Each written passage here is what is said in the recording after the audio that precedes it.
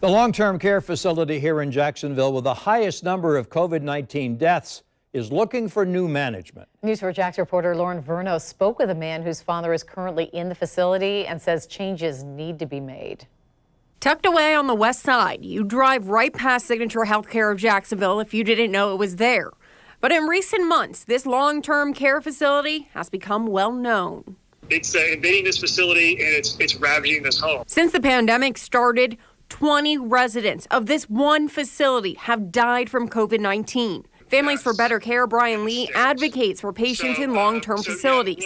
He says the numbers speak for themselves. You have a facility that has had a challenge in trying to meet this COVID pandemic head on. A challenge that Chris Douglas has seen firsthand.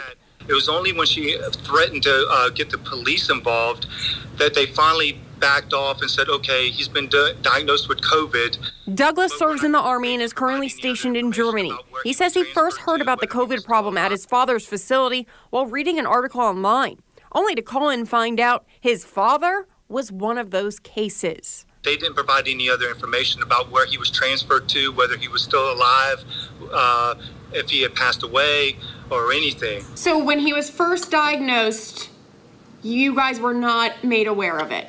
Not at all. It was only because he came up kind of missing and not making any kind of communication with anybody that we tried to contact the facility, and we were met with total resistance. Thankfully, Douglas's father is out of the hospital and back in the facility.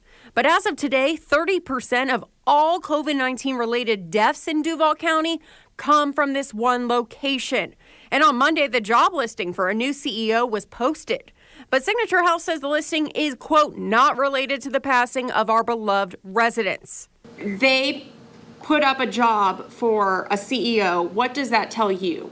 Well, it looks as though that the facility is trying to do a reset on their operations. Do you believe changes need to be made? Oh, absolutely, definitely. And if this listing says anything, it's that changes are being made. Lauren Verno, Channel 4, the local station. News 4 Jax reached out to Signature Healthcare about Douglas's father. We were told the facility is currently looking into those specific allegations.